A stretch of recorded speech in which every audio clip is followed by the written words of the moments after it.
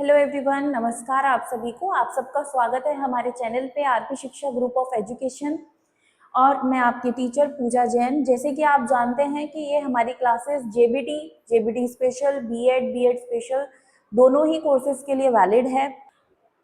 बेटा कि जैसे कि आप जानते हो कि अभी हमने हमारा पहली बुक जो CDP है, चाइल्ड डेवलपमेंट एंड लर्निंग, जो हमने स्टार्ट करी थी, इसमें हम यूनिट 1 अपना ख़त्म कर चुके हैं। हमने बहुत अच्छे से हर एक कॉन्सेप्ट को एग्जाम्पल्स के साथ भी समझा। अगर आपने अभी तक वो क्लासेस नहीं देखी हैं तो लिंक गिवन है नीचे, आप वो क्लासेस देख सकते हैं, अपने हर कॉन्सेप्ट को क्लियर कर सकते हैं।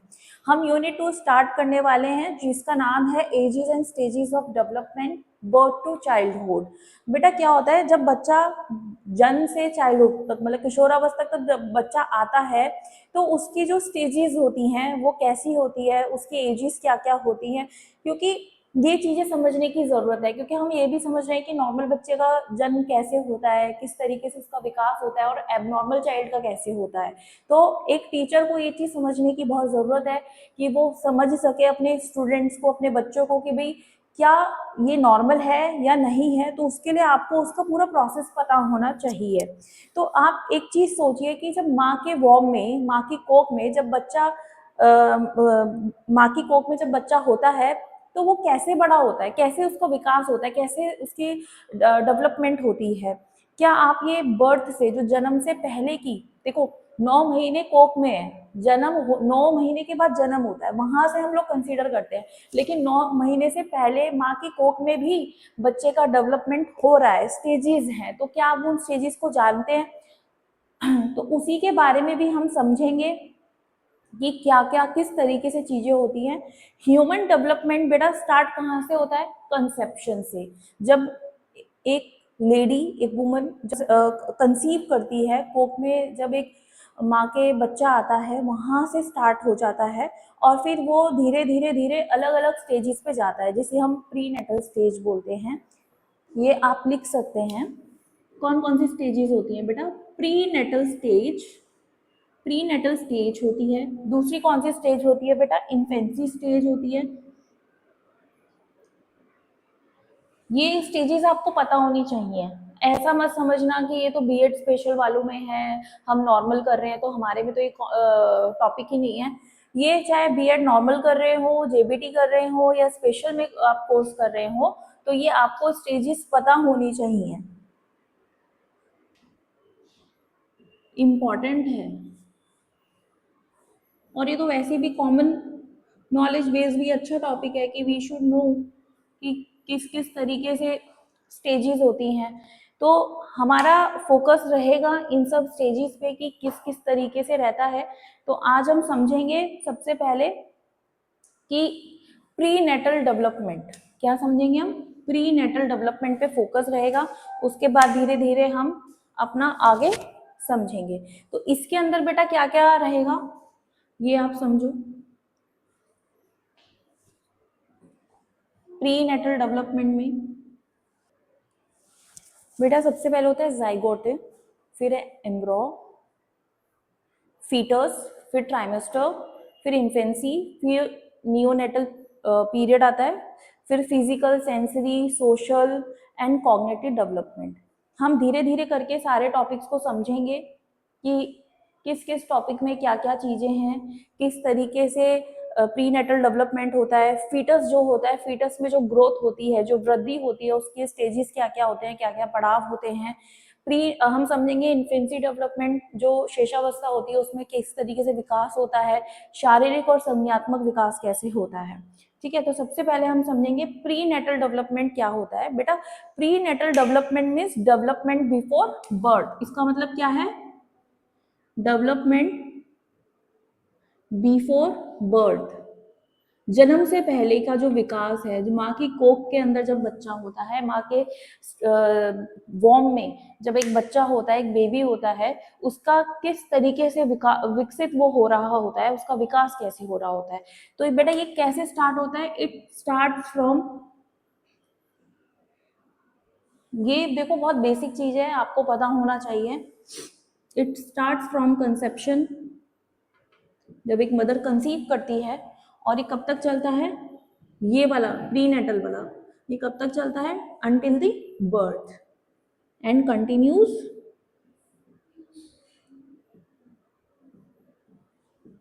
जन्म तक, क्योंकि फिर बाहर आने के बाद दूसरा स्टेज हो जाता है।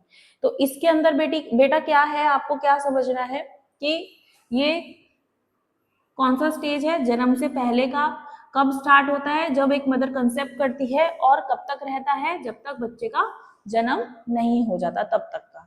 तो इस कंसेप्शन में क्या क्या आएगा बेटा? सबसे पहले आपको समझना जरूरी है, जो मेल स्पर्म होता है जब वो मीट्स, जब एक मेल स्पर्म होता है, जब वो एक फीमेल अवम से मिलता है। देखो रिप्रोडक्शन का चैप्टर सबने पढ़ा है। अगर कोई ये कह रहा है कि हमने साइंस साइड ली थी मैम, हमें तो पता नहीं, लेकिन 10th तक हम लोग ये पढ़ चुके हैं कि एक मेल होता है, एक फीमेल होता है, वो दोनों मिलते हैं, एक्स वाई क्रोमोसोम्स होते हैं। मदर के पास सिर्फ एक्स होता है, फादर के पास एक्स वाई होता है। तो इससे डिसाइड होता है, फादर से डिसाइड होता है कि बेटा पैदा होगा कि बेटी, है ना। जनरली क्या होता है घरों में, सब लेडी को बोलते हैं कि इसकी वजह से लड़की हुई है। ऐसा नहीं है, हमेशा father is the responsible for the male baby, मतलब बॉय बेबी या गर्ल बेबी जो भी होगा, क्योंकि फादर के पास दोनों क्रोमोसोम्स हैं और मदर के पास सिर्फ एक ही क्रोमोसोम्स है। अगर एक्स एक्स गया है तो बेटी हो जाएगी, अगर एक्स वाई गया है तो बेटा पैदा होगा, ठीक है। क्योंकि फादर से भी तो एक ही उनको मदर को जाएगा ना। तो ये चीज समझने की जरूरत है। तो जब एक मेल स्पर्म, जब एक लड़का लड़की दोनों रिलेशनशिप में आते हैं, तो जब मेल स्पर्म जो है एक फीमेल अवम से मिलता है तो क्या होता है? फर्टिलाइज होता है। क्या होता है बच्चे? फर्टिलाइज हैपन, फर्टिलाइज होता है। देन उसके बाद एक नया जीवन स्टार्ट होता है, new life begins, mother conceive करती है। This is the way. अब आपको मैं एक छोटे एग्जाम्पल से समझाती हूँ। जैसे एक बीज होता है ना, एक बीज होता है, जब हम उसको मिट्टी में प्लांट करते हैं, मतलब छोटी सी मतलब छोटा सा बीज है, संतरे का बीज है, टमाटर का बीज है, किसी का भी बीज आपने सीड लिया है, हम उसको मिट्टी में गाड़ते हैं कि ग्रो करेगा, उसको सनलाइट दे रहे हैं, वाटर दे रहे हैं, सब तरीके से, फिर धीरे धीरे वो क्या बनता है? प्लांट बनता है। फिर इसी तरीके से जब फर्टिलाइजेशन होता है किसका? स्पर्म का और ओवम का, दोनों का मिलके जब वो धीरे धीरे ग्रो करते हैं तो वो क्या बनता है? बेबी बनता है। ऐसा नहीं कि सीधा हुआ और वो बेबी बन गया, नहीं। फर्टिलाइज होने, जब फर्टिलाइज होता है तो वो जब स्पर्म और ओवम मिलके दोनों जब ग्रो कर रहे हैं फर्टिलाइजेशन होने के बाद, धीरे धीरे तब बेबी डेवलप होता है, ठीक है। तो हम इसकी जो स्पर्म की जो जर्नी है, ये आपको समझने की जरूरत है कि मिलियंस ऑफ स्पर्म्स होते हैं जो बेटा बहुत ट्रेवल करते हुए ओवम में पहुंचते हैं, ठीक है। फॉर एग्जाम्पल ये ओवम है और बहुत सारे स्पर्म ऐसे ऐसे ऐसे ऐसे करके आए, तो उसमें से ही कुछ स्पर्म्स ऐसे होंगे, कुछ स्पर्म्स ऐसे होंगे जो ओवम में जाके मिलेंगे, जो ओवम तक ही पहुंच पाएंगे। सारे नहीं पहुंच पाते, कुछ ही पहुंच पाएंगे। मिलियंस ऑफ स्पर्म्स ट्रेवल्स, ठीक है। स्पर्म के मिलियंस वो होते हैं, और मैं बोल सकती हूँ उसके पार्ट्स होते हैं जो बहुत सारे ट्रेवल्स करते हैं, ओवम तक कुछ ही पहुंच पाते हैं। जब एक स्पर्म ओवम में जाके जब फर्टिलाइज हो जाता है, ओवम से मिलके जब फर्टिलाइज हो जाता है, तो क्या बनता है बच्चे? जाइगोटे बनता है। क्या बनता है? जाइगोटे फॉर्म। जब स्पर्म ओवम से मिलता है और जब ये फर्टिलाइज हो जाता है तो क्या, उसे क्या बोलते हैं? जाइगोटे बोलते हैं, ठीक है। अब हम समझेंगे कि पीरियड ऑफ जाइगोटे का क्या है। आई होप आपने ये नोट डाउन कर लिया होगा, मैं ये रब कर रही हूँ बच्चे। अब हम समझेंगे कि जाइगोट का पीरियड कितने तक रहता है, क्या क्या होता है। तो ये सबसे पहली स्टेज है जिसे हम ज़ायगोट बोलते हैं। इसका ड्यूरेशन कितना रहता है? 2 हफ्ते रहता है। जब माँ कंसीव करती है, जब माँ की कोख में बच्चा आता है, वहां से 2 हफ्ते तक वो पीरियड क्या कहलाता है? ज़ायगोट कहलाता है। इसमें क्या होता है? इसका प्रोसेस क्या है? फर्टिलाइजेशन होगा। फर्टिलाइजेशन हैपन्स, हमने क्या बताया? जब स्पर्म ओवम से मिलता है तो क्या होता है? ग्रो होके फर्टिलाइज होता है।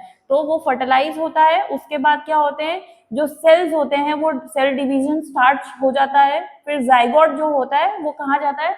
यूट्रस में शिफ्ट हो जाता है, फीमेल के यूट्रस में चले जाता है। फिर वो धीरे धीरे किस फॉर्म में बनता है? ब्लास्टोसिस्ट के फॉर्म में बनता है। उसके बाद वो बहुत अच्छे से जो है यूट्रस से अटैच्ड हो जाता है। ठीक है, इस प्रोसेस को हम क्या बोलते हैं? इम्प्लांटेशन बोलते हैं। क्लियर हुआ? अब बेटा हम एक इम्पॉर्टेंट स्ट्रक्चर समझेंगे। एक बार जाइगोट का जो प्रोसेस है वो एक बार डायग्राम के थ्रू हम समझ लेते हैं कि किस तरीके से कंसेप्शन एक कंसेप्ट कंसीव मदर करती है, किस तरीके से माँ के पेट में बच्चा आता है। देखो बेटा, जब मेल का जब स्पर्म है वो बहुत सारे वास्ट नंबर में ट्रेवल करता है। ठीक है, कम से कम 300 मिलियन होते हैं एक दिन में। तो जो फाइनल प्रोसेस होता है वो मैच्योरेशन कहते हैं उसको। लेकिन स्पर्म का डेवलप होना ओवम में जाके, उसका प्रोसेस क्या है?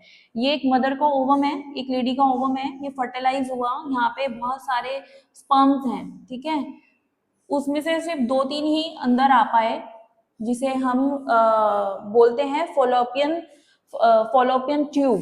ठीक है, वो कुछ ही अंदर आ पाए, फॉलोपियन ट्यूब के अंदर आते हैं। उसके बाद फर्टिलाइज होता है, फिर धीरे धीरे ये देखो 2 उसमें से अंदर आए। ठीक है, उसके बाद क्या बना? जाइगोट बना। वहां से बहुत सारे क्या बनते हैं? मोरल्स बनते हैं, क्लीवेज बन रहे हैं। पहले 2, फिर 4, फिर 8, बहुत सारे।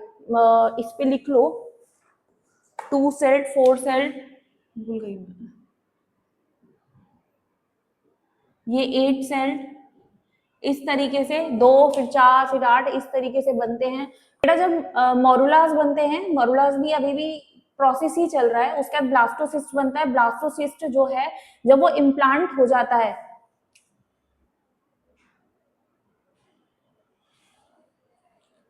इस पूरे प्रोसेस को इम्प्लांटेशंस बोलते हैं। पहले फर्टिलाइज हुआ, सेल्स डिविजन्स हुए, जाइगोटो फिर धीरे धीरे करके कहाँ शिफ्ट हुआ? यूट्रस में शिफ्ट हुआ।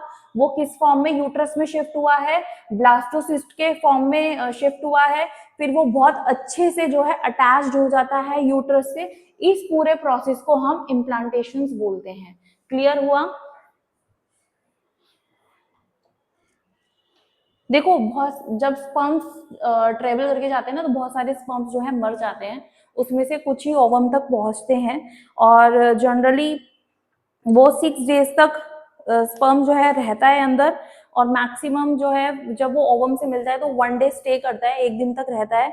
उसके बाद वो फॉलोपियन ट्यूब में जाता है। जब वो फॉलोपियन ट्यूब में जाता है तो वहां से जो है कंसीव स्टार्ट होता है, जिसे हम बोलते हैं that is a result of intercourse. और वो 3 दिन के पीरियड में, जब आप एक मेल फीमेल का जब एक रिलेशनशिप बनता है, वो 3 दिन के अंदर अंदर ये प्रोसेस चलता है, इतना फास्ट होता है। फिर वहीं से ही एक ओव्यूलेशन, जिसे हम बोलते हैं कि भाई ओव्यूलेशन स्टार्ट हो जाएगा, ओव्यूलेट हुआ है कि नहीं हुआ है। तो इस तरीके का ये पूरा प्रोसेस है।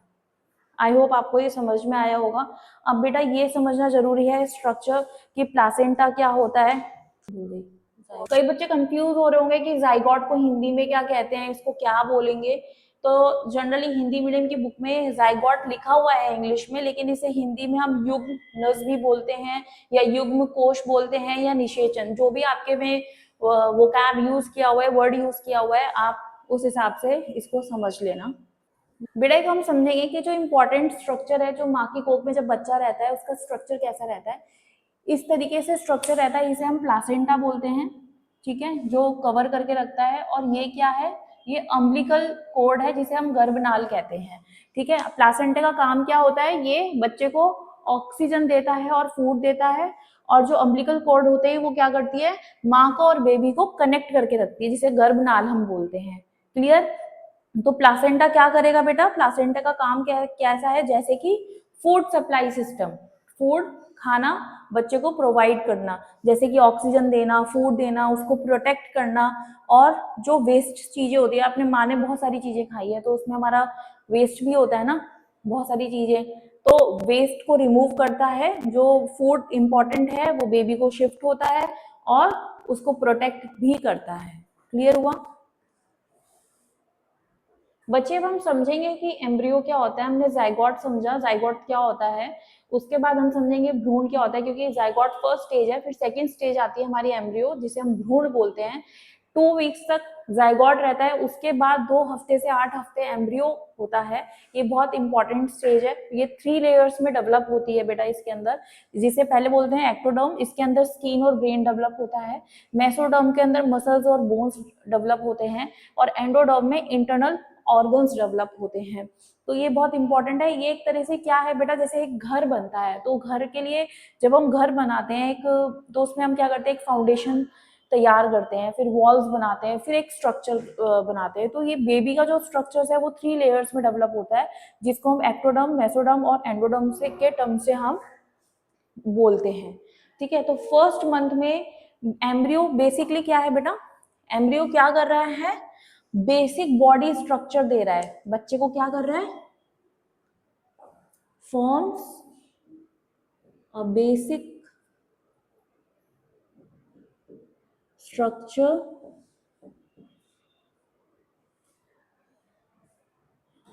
बेसिक बॉडी स्ट्रक्चर, सॉरी बेटा, एम्ब्रियो क्या कर रहा है, form a basic body structure, एक बेसिक बॉडी को स्ट्रक्चर दे रहा है, एक फॉर्म बना रहा है बेबी का, कि भाई बेबी जब बन रहा है तो बेबी की मसल्स भी बन रही हैं, हड्डियां भी बन रही हैं, उसके स्किन, उसकी त्वचा, उसका ब्रेन, इंटरनल जो ऑर्गन्स हैं, लीवर है, हार्ट बीट भी तो आती है ना, तो वो हार्ट बीट कैसे आएगी, उसके लिए हार्ट बनना जरूरी है।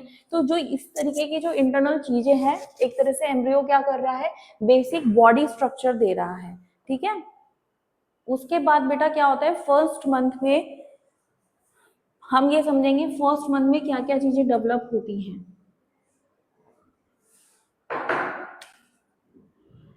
डेवलपमेंट इन फर्स्ट मंथ में क्या क्या डेवलप होता है। सबसे पहले ब्रेन ब्रेन स्टार्ट हो जाता है फॉर्म होना, brain starts forming, then heart begins beating,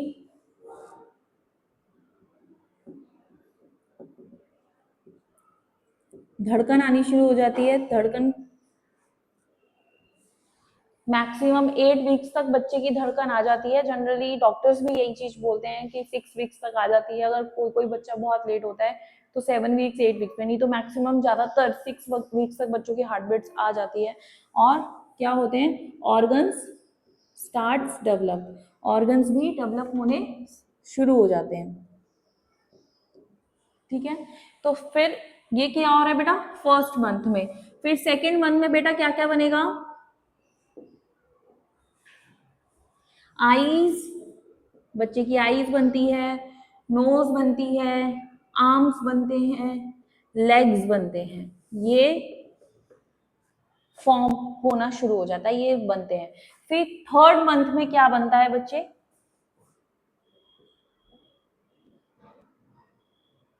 third month में क्या क्या बनता है, थर्ड मंथ में बेटा क्या क्या होता है, ऑर्गन्स ऑर्गेनाइज होते हैं और फीटस मूव होना शुरू हो जाता है। ठीक है, फीटस मूव होता है और ऑर्गन्स जो हमारे होते हैं वो अच्छे तरीके से ऑर्गेनाइज होते हैं। तो याद रखना, फर्स्ट मंथ में ब्रेन फॉर्म होना शुरू हो जाता है, हार्ट बीट शुरू हो जाती है, ऑर्गन्स डेवलप होने शुरू हो जाते हैं। सेकेंड मंथ में आंख, नाक, आर्म्स और लेग्स, मतलब हाथ और पैर, बाहें जिसे हम बाजू बोलते हैं, पैर बोलते हैं, टांगे बोलते हैं, ये सब बननी स्टार्ट हो जाती हैं थर्ड मंथ के अंदर। ऑर्गन्स ऑर्गेनाइज और फीटस मूव्स। अब हम नेक्स्ट में जाएंगे कि फीटस का पीरियड कितना होता है। फीटस थर्ड स्टेज है, क्योंकि फीटस पहले जाइगोट आएगा, फिर एम्ब्रो आएगा, उसके बाद अब फीटस के बारे में समझेंगे।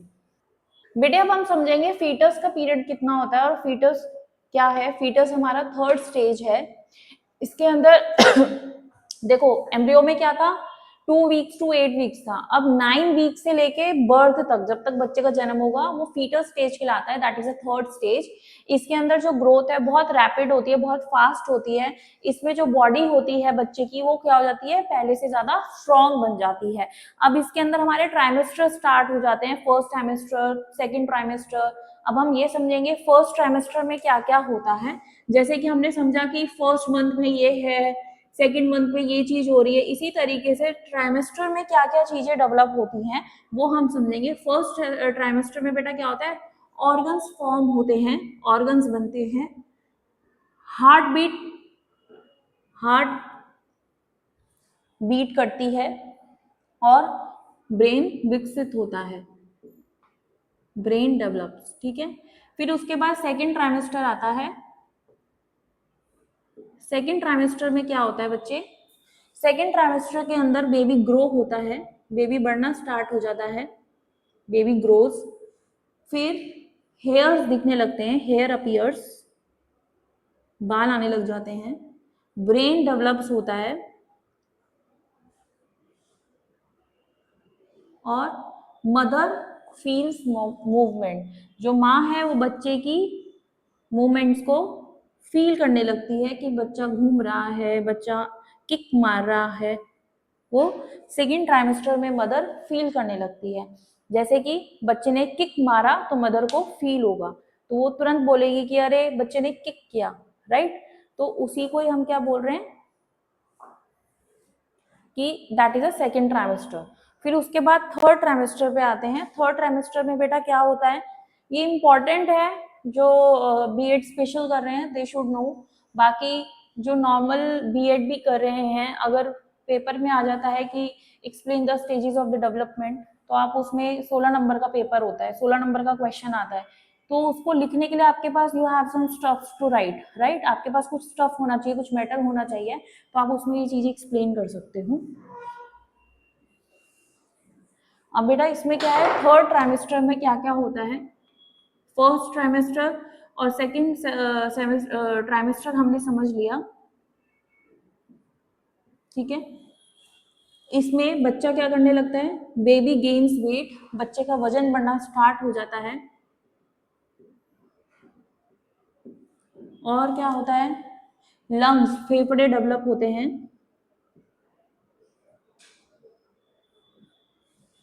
ब्रेन मैच्योर होने लगता है, दिमाग,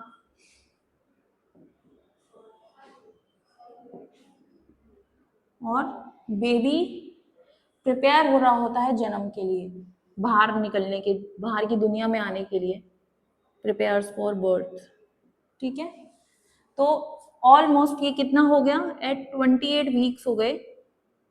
20 वीक्स में बेबी साउंड को भी रिस्पॉन्ड कर सकता है। I remember when I was pregnant, तो मेरी बेटी हमेशा साउंड, जब हम म्यूजिक चलाते थे, शी ऑलवेज किक, उसने हमेशा किक किया, तो हमें पता चलता था कि वो साउंड को रिस्पॉन्ड कर रही है। तो इससे हमें पता चलता है कि जो बेबी की ग्रोइंग है वो अच्छी हो रही है, अच्छे तरीके से बच्चा ग्रो कर रहा है। तो इस तरीके से हमारे 28 हफ्ते होते हैं कि फर्स्ट ट्राइमेस्टर, सेकेंड ट्राइमेस्टर और थर्ड ट्राइमेस्टर में हमने समझा कि जब माँ कंसीव करती है तो वो प्रोसेस कैसे स्टार्ट होता है। अब हम समझेंगे बेटा नियोनेटल पीरियड क्या होता है। नियोनेटल का मतलब जब बच्चा, अभी ये बर्थ तक था, अब बच्चा का जन्म हो गया, अब जन्म होने से लेके 1 महीने तक का बच्चे का क्या रहता है वो समझेंगे, उसे हम नियोनेटल पीरियड कहते हैं।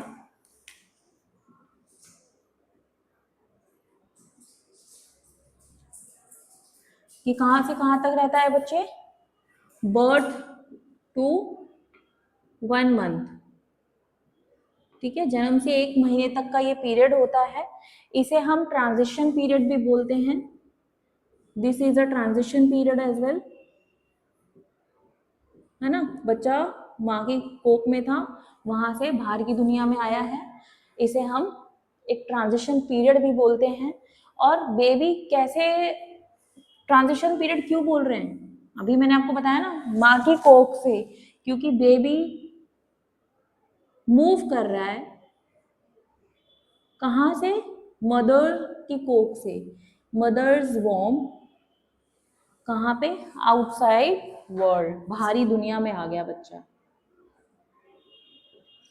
तो ये एक ट्रांजिशन पीरियड भी है कि बच्चा माँ की कोख से सीधा बाहरी दुनिया में आ गया। यहाँ पे आके बच्चा क्या सीखता है? क्या सीखता है बच्चा? सीधा पैदा होते ही बच्चा आया बाहर, बेटा बच्चा एकदम से सांस भी नहीं ले पाता है।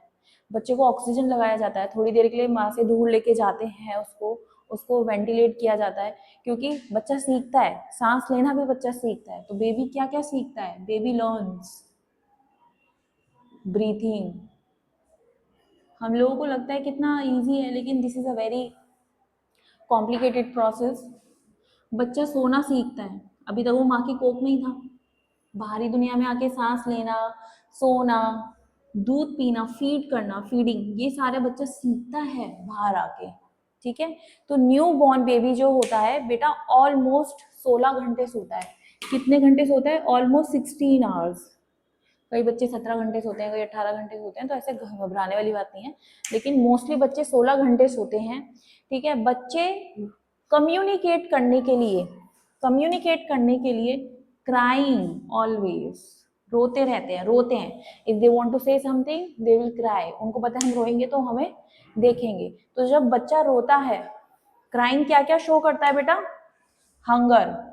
बच्चा रोता है तो हम क्या समझते हैं? अरे बच्चा भूखा है इसलिए रो रहा है ना? अरे बच्चा दूध नहीं पी रहा, जरूर बच्चे को दर्द हो रही है, पेट में दर्द होगा। अगर बच्चा रो रहा है तो हमें समझ में आ रहा है कि बच्चा कुछ डिसकंफर्ट फील कर रहा है, उसने पॉटी कर दी है, कुछ और दिक्कत है, कुछ चुभ रहा है, तो हम तुरंत बच्चे को देखते हैं। तो बच्चा बात करने के लिए, अपनी बात समझाने के लिए क्या करता है? रोता है, कम्युनिकेट करने के लिए रोता है। क्लियर हुआ? हमने न्यूनेटल पीरियड भी समझा। अब हम समझेंगे इन्फेंसी डेवलपमेंट क्या होती है। इन्फेंसी डेवलपमेंट में क्या क्या होता है? बच्चा पैदा हो गया, पैदा होने के बाद 1 मंथ तक उसने क्या क्या किया वो हमने समझा। अब हम समझेंगे इन्फेंसी डेवलपमेंट में बच्चा क्या क्या करता है। ये बेटा जन्म से लेके 2 साल तक का, बर्थ टू 2 इयर्स, ये कंसीडर होता है पीरियड, ड्यूरेशन जो इसका होता है। इस स्टेज में बच्चे की जो ग्रोथ है वो क्या होती है? बहुत रैपिड होती है, बहुत फास्ट होती है। इसके अंदर जो फिजिकल डेवलपमेंट होते हैं, जो शारीरिक विकास होता है, वो क्या क्या रहता है बच्चे? वो कैसा होता है फिजिकल डेवलपमेंट? इसमें बच्चे का वजन बहुत जल्दी जल्दी बढ़ता है, वेट इंक्रीजेस, है ना? और क्या होता है? हाइट बढ़ती है, हाइट इंक्रीजेस, है ना? छोटा बच्चा है, 6 महीने का अलग दिखेगा, फिर 8 महीने का अलग दिखेगा, 9 महीने का अलग दिखेगा, 1 साल का थोड़ा बड़ा दिखेगा, 1.5 साल का फिर अलग दिखेगा। तो उसकी हाइट भी बहुत जल्दी जल्दी बढ़ती है, वजन भी बढ़ेगा, हाइट बढ़ रही है तो वजन भी बढ़ेगा, है ना? और दिमाग भी ग्रो करता है, ब्रेन ग्रोज। और मोटर स्किल्स डेवलप होती है,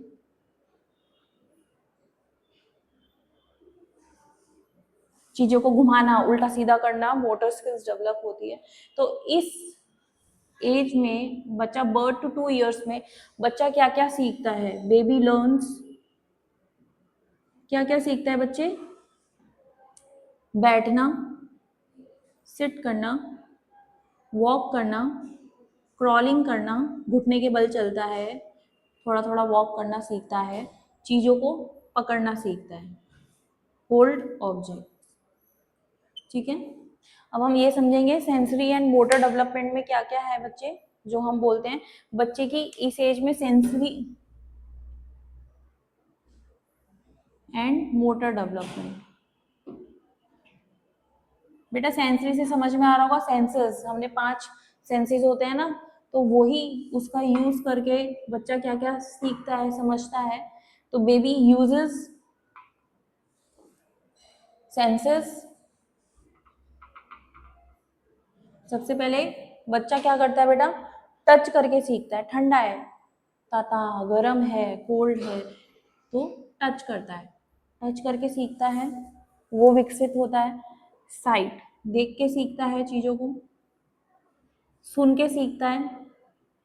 बच्चे को प्यार से बोलोगे, प्यार से बोलेगा, गुस्से में बच्चे पे चिल्लाओगे, लड़ते रहोगे, झगड़ते रहोगे, तो बच्चे की टोन भी वैसी रहेगी। और सूंघता है, बच्चे को स्मेल, हाँ मम्मा गंदा लग रहा है, बदबू आ रही है, तो बच्चा नहीं खाएगा, है ना। तो बच्चा क्या करने लगता है इस एज में, अपनी एग्जाम्पल के लिए मदर का फेस रिकॉग्नाइज करने लगता है, मदर्स फेस रिकॉग्नाइज करता है ना। कोई भी आके उसे बोल दे मैं मम्मा हूं, नहीं मानेगा, वो अपनी मम्मी को फट से पहचान लेगा ये मेरी माँ है। बेबी साउंड को रिस्पॉन्ड करता है, बच्चे के आगे म्यूजिक चलाओगे, ऐसे ऐसे करोगे तो बच्चा रिस्पॉन्ड करता है। क्लियर हुआ? हमने physical development, sensory and motor development समझा। इसमें हम समझेंगे अब सोशल और इमोशनल डेवलपमेंट कैसा रहता है। ओके बेटा, अब हम समझेंगे सोशल एंड इमोशनल डेवलपमेंट कैसा होता है। तो हम सबसे पहले समझेंगे कि बेबी के इमोशंस डेवलप होते हैं, बेबी के जो भावनात्मक किस तरीके से विकसित होता है। Baby develops emotions at 2 months, 2 महीने में, जो 2 महीने का बच्चा होता है उसके अंदर कैसे इमोशंस डेवलप होते हैं। आप बच्चे को स्माइल करोगे तो बेबी स्माइल करता है ना, तो बेबी स्माइल्स, हंसने लगता है, मुस्कुराता है बच्चा, ये भी एक इमोशन का पार्ट है। 6 महीने का बच्चा कैसा करता है, 6 मंथ्स का बच्चा किस तरीके से अपने इमोशंस को दिखाने लगता है, शोज इमोशंस, दर्द हो रहा है, हंस रहा है, आंखें आपको रोल करके दिखाएगा, ठीक है। एट 8 मंथ्स, 8 महीने का बच्चा क्या करेगा, बेटा मंथ वाइज समझ रहे हैं कि इमोशंस कैसे कैसे डेवलप होते हैं। 8 महीने का बच्चा जो स्ट्रेंजर्स होते हैं उनसे डरने लगता है, जो अजनबी लोग होते हैं जिनको वो नहीं जानता, जिनके फेसेस वो नहीं देखता है, तो स्ट्रेंजर से डरने लगता है। कोई अजनबी उसको गोदी ले लेगा तो वो गोदी से भागेगा, नहीं आएगा, ठीक है। 8 9 मंथ्स, 9 महीने का जो बच्चा होता है उसमें बच्चे के कैसे होते हैं, सेपरेशन एंजाइटी बच्चे के अंदर क्रिएट हो जाती है। अगर बच्चे को ऐसा फील हो रहा है कि मेरी मम्मी कहीं जा रही है, पापा कहीं जा रहे हैं, कहीं मैं अलग ना हो जाऊं, तो बच्चा रोता है, पीछे पीछे भागेगा, जाने नहीं देगा, तो वो उसे हम बोलते हैं सेपरेशन एंजाइटी, ठीक है। एग्जाम्पल के लिए अगर मम्मी कहीं बाहर जा रही है तो बच्चा क्या करेगा, खूब रोएगा, खूब रोएगा, तो that is a separation anxiety. अब इससे दिखता है कि बच्चे को क्या है, इमोशनल अटैचमेंट है, अपने माता पिता से इमोशनली अटैच्ड है। अब हम समझेंगे कॉग्निटिव डेवलपमेंट। बेटा कॉग्निटिव डेवलपमेंट का मतलब क्या है, थिंकिंग एबिलिटी का डेवलप होना, जो हम रीजनिंग है, लॉजिकली सोचते हैं, ऐसा क्यों है, ऐसा क्यों कर रहे हैं, ऐसा क्या है, तो या हम जो भी महसूस करके जो बच्चा समझ रहा है, जो भी हम समझ रहे हैं, वो क्या है, सारा हमारा कॉग्निटिव डेवलपमेंट में आता है। इसका मतलब क्या है बच्चे, थिंकिंग एबिलिटी, है ना। कई लोग नहीं सोच पाते हैं तो उनकी कॉग्निटिव संज्ञात्मक विकास नहीं हो रहा है। अगर आपका संज्ञात्मक विकास अच्छे से हो रहा है तो आपकी थिंकिंग एबिलिटी भी इंक्रीज होगी। तो इसमें बेबी क्या क्या सीखता है बच्चे, बेबी लर्न्स किन किन चीजों के थ्रू सीखता है, अभी हमने समझा था ना, सेंसरी मोटर्स में टच करके बच्चा सीखता है, टच ही लिख लेते हैं। साउंड, ध्वनियों से सीखता है, आवाज आ रही है, म्यूजिक, यस गुड, चिल्ला के बोल रहे हो तो बच्चे को गुस्सा कर रहे हैं, राइट। मूवमेंट से सीखता है, जैसे कि बच्चे को आपने कोई टॉय लेके हम ऐसे ऐसे ऐसे ऐसे शेक करके हम बच्चे को दिखा रहे हैं, तो बच्चा भी टॉय को शेक करना सीखता है साउंड निकालने के लिए, ताकि उसको साउंड सुनाई दे। बेबी को जो है, बेबी कॉज एंड इफेक्ट समझने लगता है, उसने कोई चीज गर्म टच करी, उसको लगा कि उसको समझ में आया, मैंने टच किया तो मैं जल गया, मेरे को गरम गरम लगा, तो अगली बार टच नहीं करेगा। तो इससे हमें क्या पता चलता है कि बच्चे की लर्निंग प्रोसेस चल रही है, बच्चे का लर्निंग प्रोसेस हो रहा है ना। यहाँ से हमें ये चीज समझ में आएगी कि बच्चे की लर्निंग प्रोसेस रेडी है, चल रहा है, ठीक है। तो बेटी बेसिकली हमने क्या क्या आज पढ़ा है, हमने प्री नेटल डेवलपमेंट पढ़ा कि प्री नेटल डेवलपमेंट क्या होता है, किस तरीके से फर्टिलाइज होता है, फर्टिलाइज होके वो किस तरीके से माँ के यूट्रस से अटैच्ड होता है, ठीक है। फिर हमने जाइगोट समझा, फिर हमने एम्ब्रियो समझा, फीटस समझा हमने ट्राइमेस्टर वाइज, तीनों ट्राइमेस्टर में हमने ये समझा कि क्या क्या होता है तीनों ट्राइमेस्टर्स में। फिर हमने नियोनाटल पीरियड समझा कि जब बच्चा बाहर आता है तो किस तरीके से करता है। फिर इन्फेंसी स्टेज समझी हमने, फिजिकल डेवलपमेंट, सोशल डेवलपमेंट और आपका इमोशनल कॉग्निटिव डेवलपमेंट, ये हमने सारे समझे कि एक जब ह्यूमन डेवलपमेंट जब स्टार्ट होता है तो कंसीव से लेके मतलब कंसेप्शन से लेके जब वो अलग अलग स्टेजेस पे जाता है तो किस में किस किस तरीके का डेवलपमेंट होता है, ये सारी हमने चीज़ें समझी। अगर हर स्टेज, देखो बेटा हर स्टेज इम्पॉर्टेंट है। अगर आप बच्चे के लिए हेल्दी ग्रो चाहते हैं कि बच्चा हेल्दी ग्रो करे तो ये स्टेजेस सारी बहुत इंपॉर्टेंट है। इसी से हमें पता चलता है कि बच्चे का जो ग्रोथ है वो अच्छे से हो रहा है नहीं हो रहा। डॉक्टर्स भी यही चेक करते हैं। हम वो डॉक्टर बोल देते हैं ना कि थोड़ा कॉम्प्लिकेशंस लग रहा है, इसका मतलब वो प्रोसेस जो होना चाहिए वो नहीं हो रहा, कुछ दिक्कत है। तो ये यही एक प्रोसेस है। तो अब हमें समझ में आ जाएगा, अगर आपसे कोई भी पूछता है प्रीनेटल डेवलपमेंट क्या होता है, जाइगोट क्या होता है, एम्ब्रियो क्या होता है, फिटस क्या होता है, इन्फेंसी इन्फेंसी में क्या होता है, अगर आपसे किसी ने पूछा शिशुअवस्था में क्या होता है तो आप बता सकते हैं, डेवलपमेंट में क्या होता है आप वो बता सकते हैं। ओके, डायग्राम के थ्रू मैंने कोशिश करी कि मैं आपको और अच्छे से समझा सकूं प्लासेंटा का और आपका जो गर्भनाल होता है वो दोनों मैंने आपको एक्सप्लेन करने की कोशिश करी। आई होप आपको हमारे सारे टॉपिक जो भी हमने आपको पढ़ाए हैं, आपको सारे कॉन्सेप्ट की क्लैरिटी मिली होगी।